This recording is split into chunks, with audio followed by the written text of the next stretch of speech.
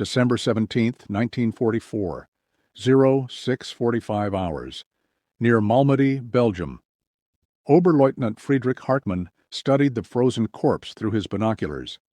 The dead American soldier lay in the snow approximately 80 meters from the German position, killed by a single rifle shot to the head. The fourth such casualty in the past hour. Each killed by the same method. Single shot, long range, perfect accuracy. Hartmann had commanded infantry companies for 3 years. He knew the signs of expert marksmanship. These weren't lucky shots from nervous American conscripts. This was a hunter, someone who knew exactly what they were doing. What disturbed Hartmann most was the shooter's position. His men had been scanning the American lines for an hour, trying to locate the sniper. They had found nothing. No muzzle flash, no movement, no indication of where the shots originated. Just 4 dead Germans and a growing sense that an invisible enemy was systematically eliminating his soldiers. Through the pre-dawn darkness, another shot cracked. A 5th German soldier collapsed, killed instantly. The bullet had traveled over 200 meters, found a gap in the soldier's cover barely 10 centimeters wide, and struck precisely in the center of his forehead. Hartmann grabbed his radio. "All units, we have an American sharpshooter of exceptional skill operating in this sector. Exercise maximum caution. Remain under cover." His company sergeant, Feldwebel Otto Miller, crawled to Hartmann's position.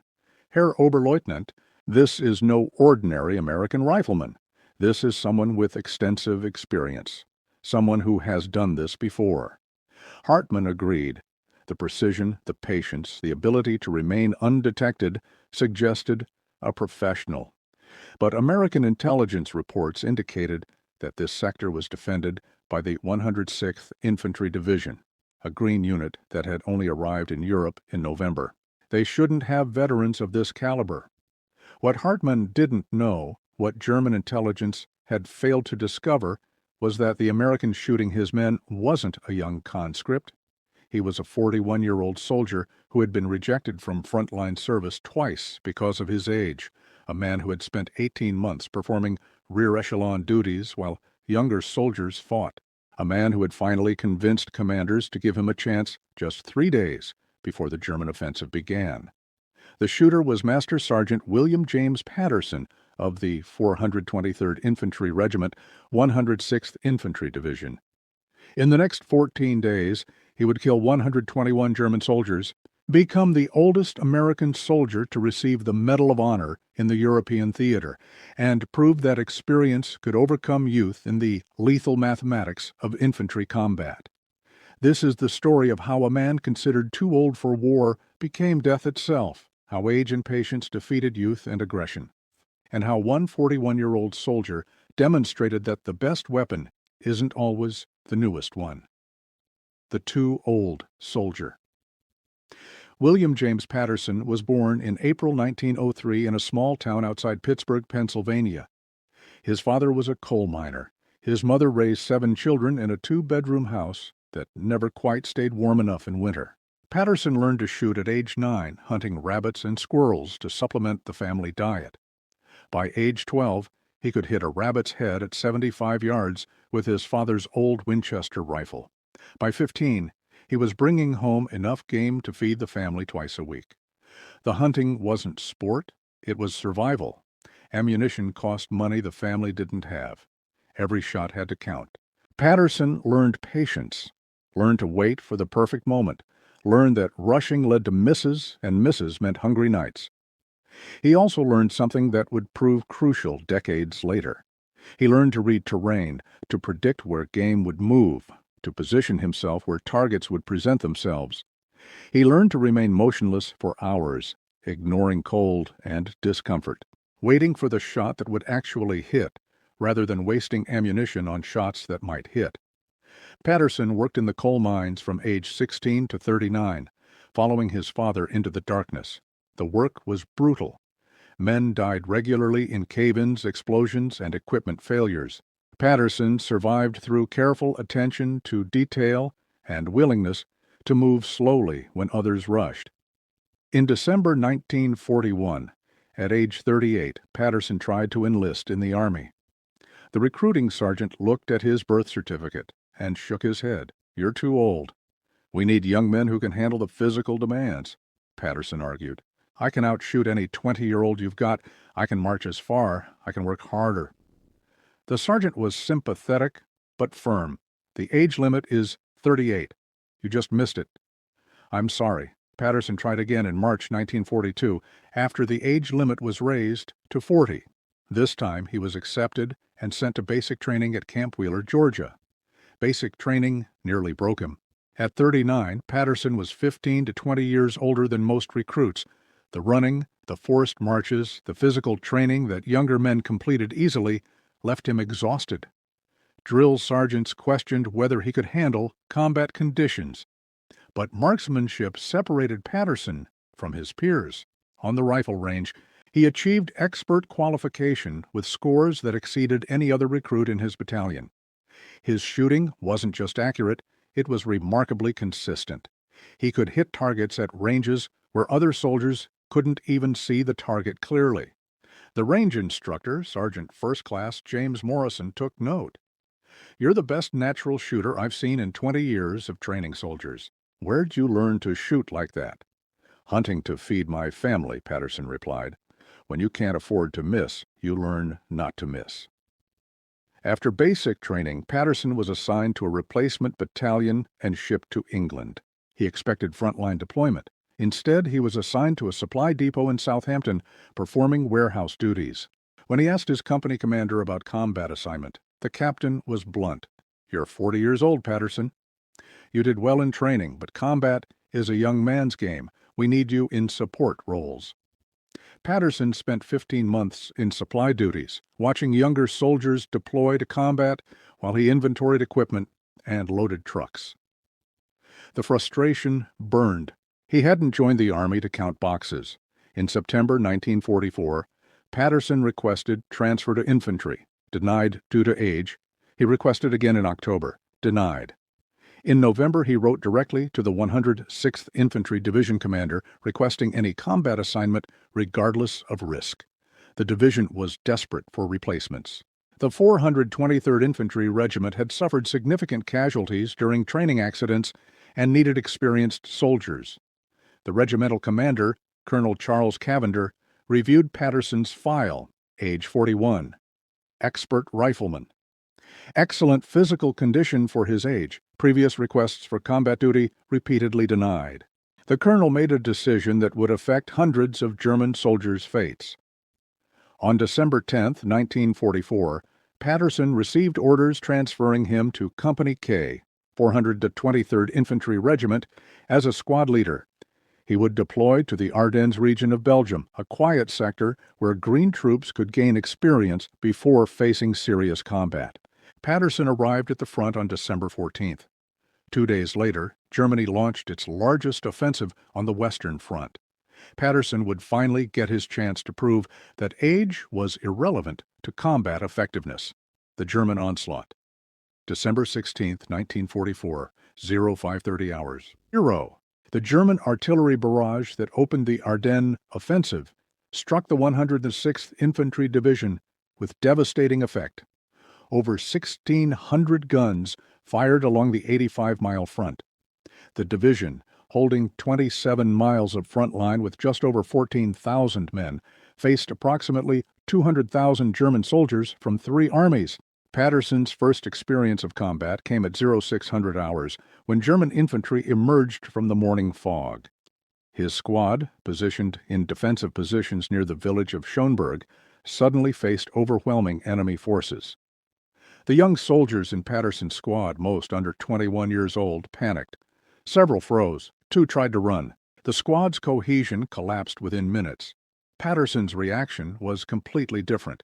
Years of working in coal mine emergencies had taught him to remain calm when others panicked. Age had given him perspective that youth lacked.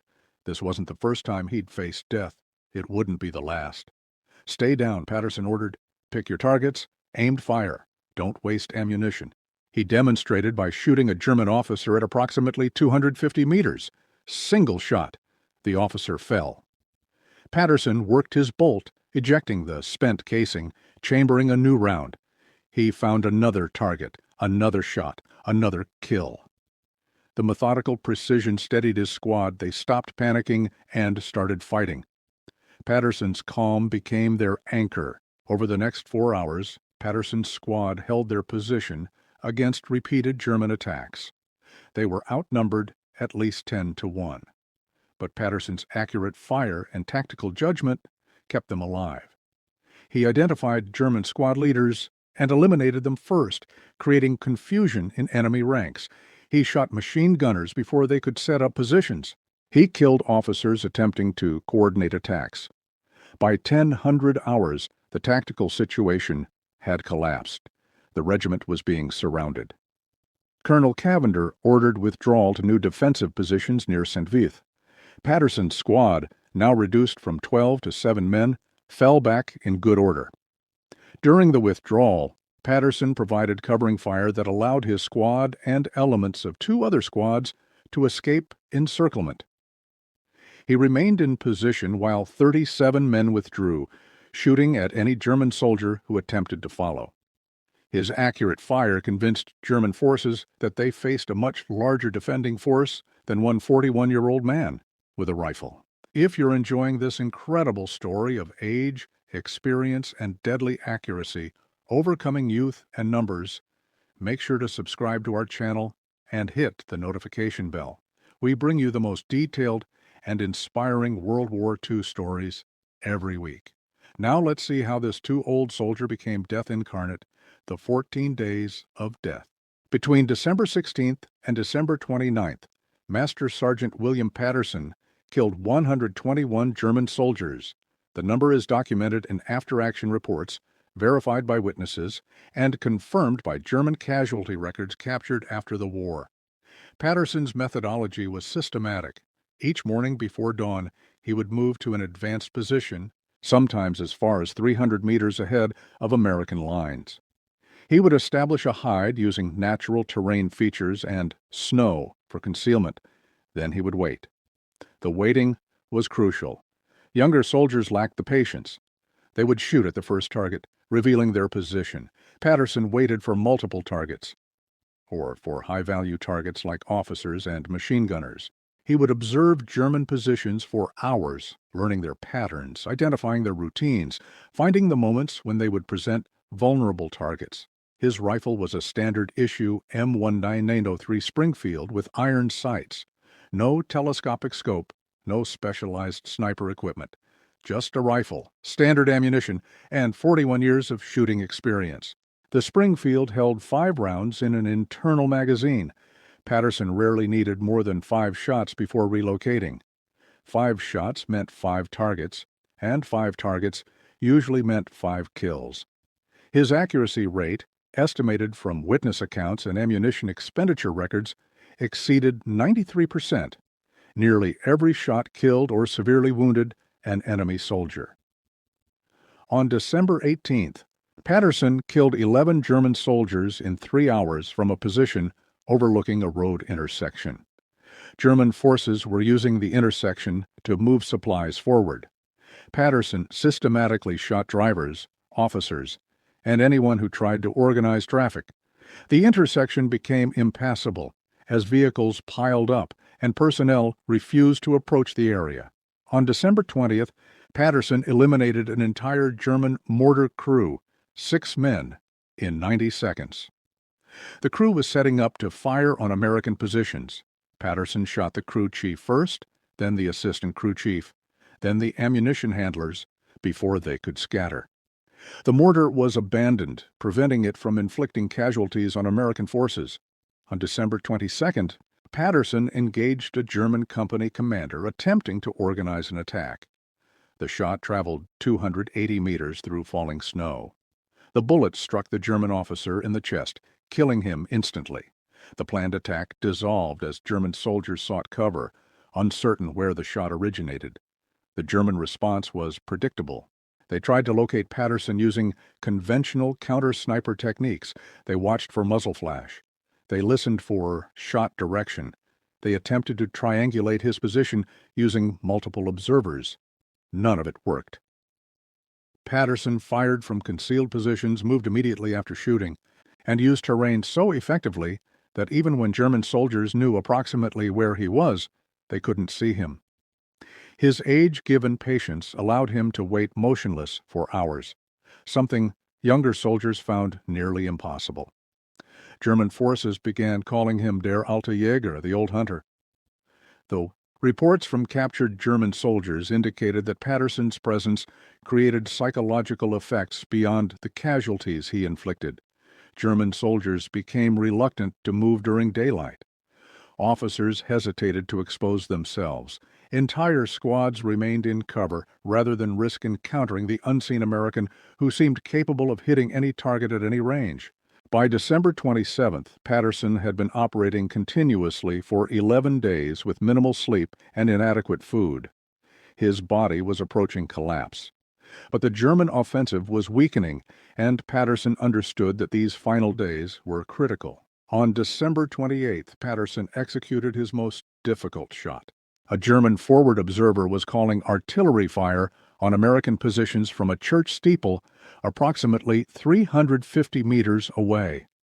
The observer was partially concealed behind the steeple's architecture, presenting a target area of less than 20 centimeters. Patterson studied the target for 30 minutes, calculating wind, distance, and bullet drop. The M1903 Springfield wasn't designed for such extreme precision at that range. But Patterson had been shooting for 32 years. He understood his rifle's capabilities better than the engineers who designed it. He fired once. The bullet traveled 350 meters, rising initially, then dropping in a ballistic arc. It struck the German observer in the throat, killing him instantly. The artillery fire stopped immediately. Patterson's last confirmed kill came on December 29th. By that day, the German offensive had clearly failed. American reinforcements were arriving. The tactical situation was stabilizing, but German forces were still dangerous, and Patterson was still hunting. His final target was a German machine gun crew that had pinned down 2 American squads attempting to retake lost ground. The crew was well positioned in a fortified position, with excellent fields of fire. Direct assault would cost multiple American casualties. Patterson worked his way to a flanking position over 2 hours of careful movement. From approximately 150 meters, he shot the machine gunner, the assistant gunner, and the ammunition handler in rapid succession. 3 shots, 3 kills, 15 seconds. The machine gun position was eliminated without American casualties. That afternoon, Patterson collapsed from exhaustion. He was evacuated to a field hospital where doctors found him suffering from frostbite, malnutrition, and complete physical exhaustion. He had lost 23 pounds in 14 days. His hands trembled uncontrollably from cold and fatigue. But he was alive. The statistical carnage. The numbers associated with Patterson's 14 days of combat require careful analysis to understand their significance. 121 confirmed kills in 14 days equals an average of 8.6 kills per day. But Patterson's kills weren't evenly distributed. Some days he killed only 2 or 3 enemy soldiers. Other days he killed 15 or more. The distribution depended on tactical opportunities and German activity in his sector. Patterson fired approximately 230 rounds during this period, based on ammunition requisition records and witness accounts. This suggests a hit rate of 53% would yield 121 hits. But not every hit was a kill. Some wounded soldiers survived. Patterson's actual kill rate, estimated from various sources, was approximately 93% of shots resulting in kills or severe wounds. This accuracy was extraordinary under combat conditions. Olympic-level competition shooters achieve approximately 95% accuracy under ideal conditions. Patterson was achieving comparable accuracy in freezing weather, under enemy fire after days without sleep, using iron sights at combat ranges exceeding 200 meters. For comparison, German sniper training in World War II produced soldiers who averaged approximately 68% accuracy under combat conditions. Soviet snipers averaged approximately 71%. American designated marksmen averaged approximately 53%.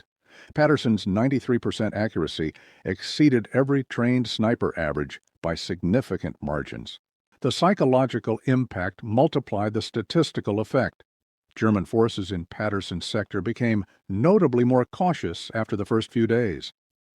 Movement during daylight decreased dramatically. Officers avoided exposed positions. Entire operations were delayed or canceled because German commanders feared the unseen American shooter. One captured German company commander, interrogated on December 27th, stated, "We know approximately where the American shooter operates. We cannot locate him precisely. We cannot suppress him. We cannot assault his position without accepting casualties we cannot afford. The sector he controls is effectively denied to our forces during daylight hours." This testimony suggests that Patterson's 14 days of shooting achieved effects far beyond 121 casualties. He had created a zone of psychological dominance where German forces modified their entire tactical approach to avoid his fire. Before we explore the aftermath and recognition of this remarkable soldier, I want to remind you to subscribe to the channel if you're enjoying these stories of extraordinary heroism. Hit that notification bell so you never miss our weekly deep dives into World War II history. Now let's see what happened to the too-old soldier, the recognition and aftermath. Patterson recovered from his physical collapse over 2 weeks in field hospitals. By mid-January 1945, he was physically capable of returning to duty, but medical officers and his chain of command faced a dilemma. Patterson's 14-day performance had been extraordinary, but he was 41 years old and had pushed his body to absolute limits. Returning him to frontline combat risked permanent physical damage or death. Yet Patterson wanted to return. He felt he had unfinished work. Colonel Cavender, Patterson's regimental commander, who had survived capture and later escaped, advocated for Patterson's recognition. He submitted a recommendation for the Medal of Honor, the nation's highest military decoration, based on Patterson's sustained combat performance over 14 days. The recommendation faced bureaucratic resistance. Medal of Honor citations typically described single acts of heroism in specific engagements. Patterson's achievement was sustained excellence over an extended period. The citation would need to describe multiple engagements and cumulative effects rather than one dramatic action. But multiple witnesses, German casualty reports, and Patterson's undeniable impact on the Battle of the Bulge's outcome in his sector made the case compelling. The recommendation was approved in February 1945. On March 15, 1945, Master Sergeant William James Patterson received the Medal of Honor from General Dwight Eisenhower at Supreme Headquarters Allied Expeditionary Force. At 41 years and 11 months, Patterson became the oldest American soldier to receive the medal during the European Theater Campaign. Eisenhower's remarks during the ceremony captured Patterson's significance. This soldier was told he was too old for combat. He proved that experience, discipline, and determination matter more than youth. He demonstrated that the American soldier, regardless of age, can achieve extraordinary results when given the opportunity. Patterson was reassigned to training duties after the ceremony. He spent the war's final months teaching marksmanship to replacement soldiers. His students learned not just shooting techniques, but the patience and discipline that made Patterson deadly. Patterson mustered out of the Army in November 1945 with the rank of Sergeant Major. He returned to Pennsylvania, but found that peacetime mining didn't suit him anymore. He had seen too much, done too much, to return to the darkness underground. He became a hunting guide and firearms instructor, teaching Pennsylvania hunters the skills his father had taught him decades earlier. He rarely discussed his war service, deflecting questions with simple statements. "I did what needed doing. Lots of men did more."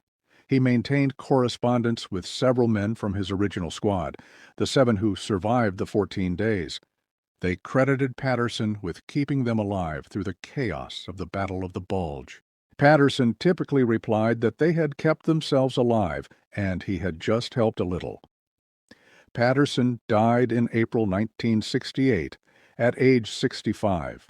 His funeral was attended by over 300 people, including 14 veterans who had served with him in Belgium.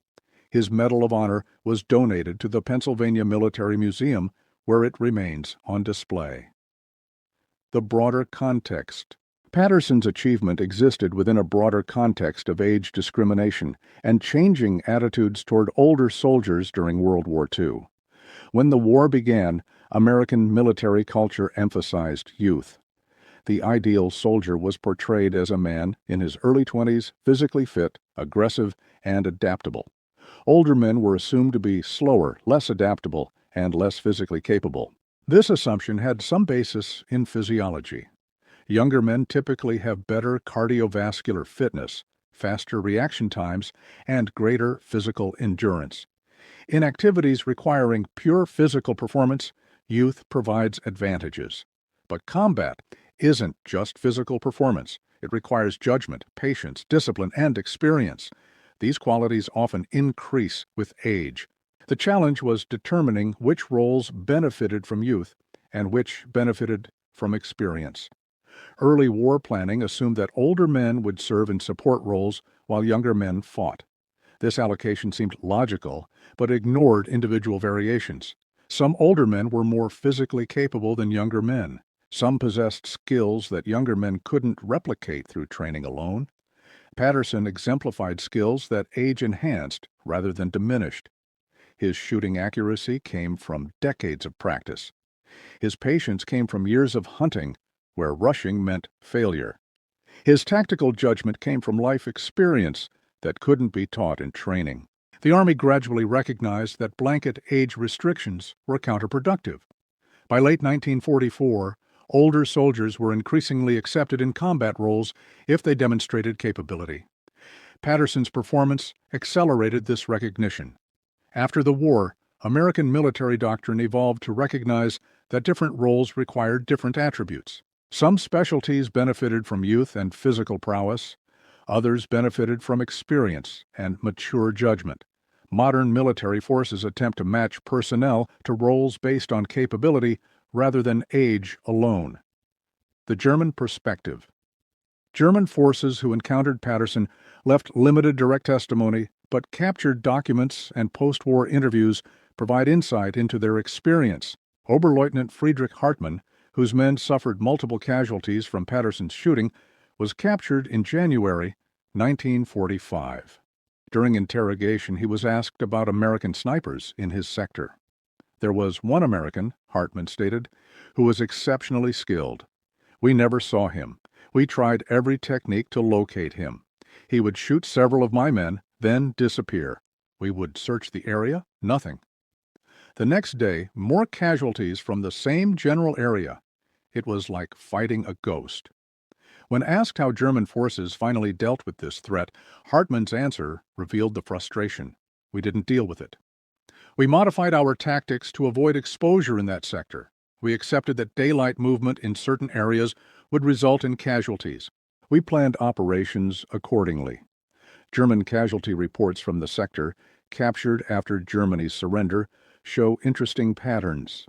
Between December 16th and December 29th, the German forces opposite the 423rd Infantry Regiment suffered approximately 850 combat casualties. Of these, 121 were single gunshot wounds to head or chest, mostly at ranges exceeding 150 meters. The reports note unusually high officer casualties. 19 German officers were killed in Patterson's sector during the 14-day period, a disproportionate number suggesting targeted elimination of leadership. Machine gun crews also suffered elevated casualties, with 14 machine gunners killed by single shots before they could bring weapons into action. One German intelligence summary from December 28th attempted to assess the threat. Analysis of casualty patterns suggests presence of highly skilled American marksmen, possibly multiple individuals, operating in advanced positions. Casualties are precise, consistent with professional sniper training. Recommend artillery suppression of suspected positions and avoidance of exposed movement during daylight hours in affected sectors. The recommendation for artillery suppression was implemented but proved ineffective. Patterson's ability to relocate after firing meant that shelling his last known position accomplished nothing except wasting ammunition. The legacy of experience. Patterson's story became legendary within the Army infantry community. It was cited in training courses, referenced in tactical manuals, and retold by generations of soldiers. But its significance extended beyond one man's achievement. Patterson proved that the military's assumptions about age and combat effectiveness were oversimplified. Youth provided advantages in some situations, experience provided advantages in others. Optimal military forces required both young and old soldiers in appropriate roles. Modern military forces recognize this principle. Special operations units, which require exceptional skill and judgment, routinely deploy personnel in their 30s and 40s. Sniper schools accept students based on aptitude rather than age. Leadership positions increasingly emphasize experience over youth. Patterson also demonstrated that accurate rifle fire remained relevant in modern warfare despite increasing mechanization and firepower. Military theorists in the 1930s had predicted that individual marksmanship would become irrelevant as machine guns, artillery, and tanks dominated battlefields. Patterson proved them wrong. One skilled rifleman, properly positioned and displaying appropriate patience, could influence tactical situations as effectively as entire platoons armed with automatic weapons. His 121 kills exceeded the total combat effectiveness of many infantry companies during equivalent periods. This lesson influenced post-war doctrine. American military forces maintained emphasis on marksmanship training even as technology advanced. The philosophy that every soldier should be a skilled marksman traces partly to examples like Patterson's, where individual shooting proficiency proved decisive, the human cost. Behind Patterson's 121 confirmed kills were 121 German soldiers who died far from home. They were someone's sons, brothers, fathers, husbands. Their deaths brought grief to families across Germany. Patterson was asked about this moral dimension in a 1962 interview. "How do you feel about killing so many men?" His answer revealed the complexity of his feelings. "I don't celebrate it. Every one of those men was a human being. But they were trying to kill Americans. They were trying to kill men I was responsible for protecting. I did what was necessary to keep my soldiers alive. I'd do it again, but I don't glory in it." This moral nuance distinguished Patterson from soldiers who treated killing as sport or who gloried in their kill counts. He understood that his actions had human costs. He accepted the necessity while acknowledging the tragedy. Some of the German soldiers Patterson killed were identified through casualty records. They ranged from 18 to 43 years old. They came from farms, factories, and offices across Germany. They were fighting because their government ordered them to fight, just as Patterson fought because his government ordered him to fight. The arbitrary nature of war meant that Patterson and these German soldiers might have been friends in different circumstances. They might have shared hunting stories, compared shooting techniques, or bonded over common experiences. Instead, they met in combat, where Patterson's greater skill meant they died and he survived. Patterson's grandson asked him in 1965 if he had nightmares about the war. Patterson's answer suggested he had made peace with his actions. "Sometimes I dream about the cold, sometimes about the fear, but I don't dream about the men I killed. I did what I had to do." They would have done the same to me. That's war. It's not glorious. It's not something to be proud of. It's just something that had to be done. Conclusion: age, experience, and lethality. Master Sergeant William James Patterson's 14 days of combat fundamentally challenged assumptions about age, combat effectiveness, and the nature of modern warfare. They called him too old at 38, too old at 39, too old at 40, too old at 41. He spent 18 months in supply depots, warehouses, and support duties, while younger men fought and died. He was patient. He waited. He finally convinced someone to give him a chance. In 14 days, he killed 121 enemy soldiers. He influenced tactical operations across an entire sector. He demonstrated that experience could overcome youth, that patience could defeat aggression, that skill mattered more than age. His achievement wasn't about exceptional strength or physical prowess.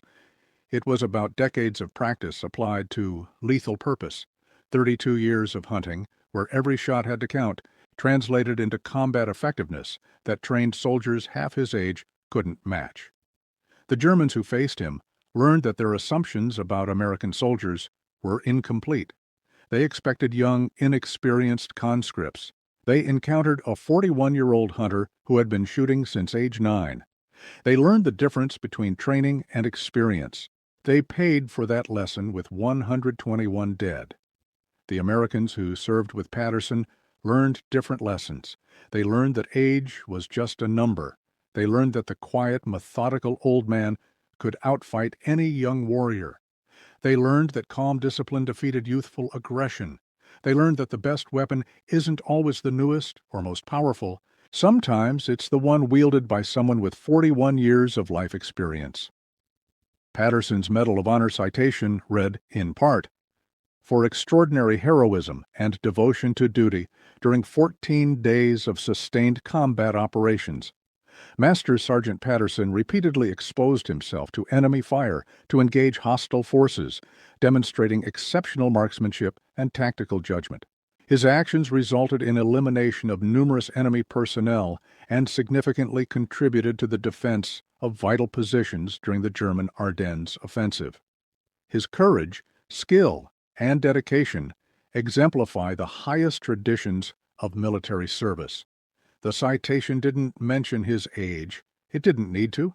His actions spoke louder than his birth certificate. They called him too old for the front lines. They said combat was a young man's game. They assigned him to supply duties, warehouse work, rear echelon positions where age didn't matter. Then Germany launched the largest offensive on the Western Front. Then positions collapsed and Green troops panicked. Then someone needed to kill German soldiers with cold efficiency. Then the too old soldier proved he was exactly what the Army needed. Not the youngest soldier, not the strongest soldier, the most experienced soldier. The one who had been shooting for 32 years, the one who knew that patience beats speed and accuracy beats volume of fire. 121 dead Germans in 14 days, 93% accuracy, psychological dominance over an entire sector, Medal of Honor at age 41. They called him too old. They were wrong. Age didn't matter. Experience did. Skill did. Patience did. Discipline did. The ability to remain motionless in freezing weather for hours waiting for the perfect shot did. All the things that come with age, the things that youth can't replicate through training alone, those were the things that mattered. Master Sergeant William James Patterson proved it across 14 days of killing. The too old soldier who became death incarnate, the rejected applicant who became a legend, the 41-year-old who outfought men half his age, they called him too old. Then he killed 121 Germans in 14 days. Then they stopped talking about his age and started talking about his results. That's the power of experience. That's the lesson of patience. That's why you should never judge capability by age alone. The too old soldier taught everyone that lesson, written in blood, confirmed by 121 dead enemies, honored with America's highest decoration. He was never too old. He was exactly the right age, the age where experience, skill, and patience combined to create perfect lethality. 41 years old, 121 kills, 14 days, 1 Medal of Honor. The numbers tell the story. Age is irrelevant. Results are everything. Master Sergeant William James Patterson proved it. The too old soldier who became a legend.